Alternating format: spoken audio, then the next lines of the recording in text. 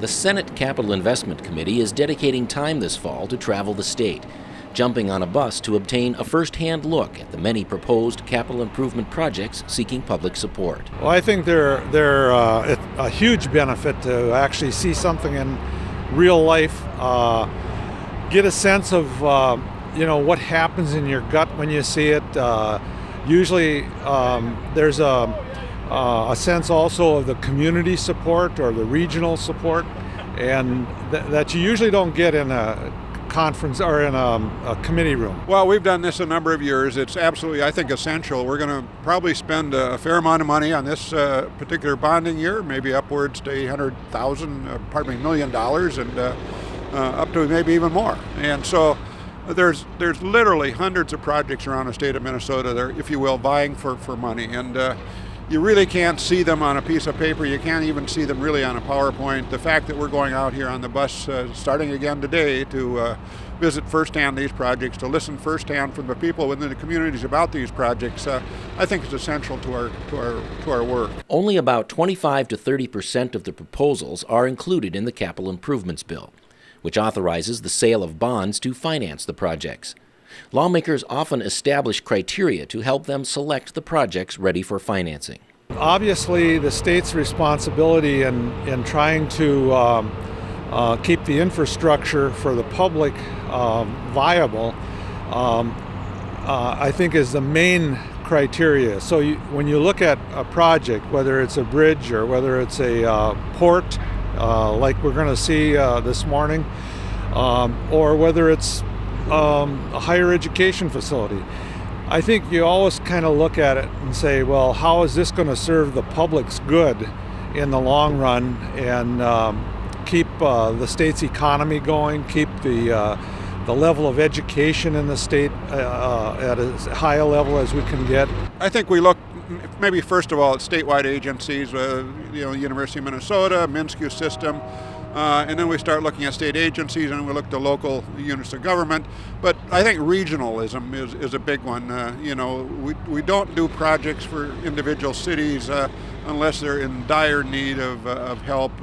So we tend to look at projects that have broader appeal over a broader geographical area, and I think that's the test I try to apply. Lawmakers not only look at projects of statewide significance, but regional projects that they deem of great importance. Keeping up with what we have. And the other one, of course, not individually, but keeping up especially with wastewater infrastructure. We are hearing long and tall, wide and far about wastewater infrastructure needs around Minnesota. We have antiquated systems, they're old, we have new regulations. Cities, counties, et cetera, whoever runs these are in deep trouble relative to that infrastructure. I think we have to pay particular attention to it this year. We've actually seen over the last several years more regional projects kind of percolate up. And with the we have a bit of a competition going between state projects, which we have a lot of those, like Security Hospital or correctional facilities, or transportation projects. But we've seen a lot of support for regional type projects, things like trails or things like community centers or facilities that would look like they're primarily a regional significance. I think that when the community comes forward with a project, they try to look at how far out the support comes from and what kind of an area that it serves. You take Rochester.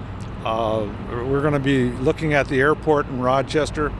Even though it's a regional community, Rochester serves the whole state in the sense of the medical healthcare facility. When the 2016 legislative session convenes in March, Capitol observers will be anxious to know the size of the Capital Improvements Bill.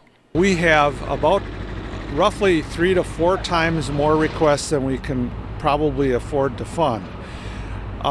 2 years ago, we had a bonding bill of around $1.3 billion, and I would hope that that we could get somewheres in that neighborhood. Now, as one bill, I would say it might be very difficult because there's certain hesitations on the part of legislators to vote for something that large.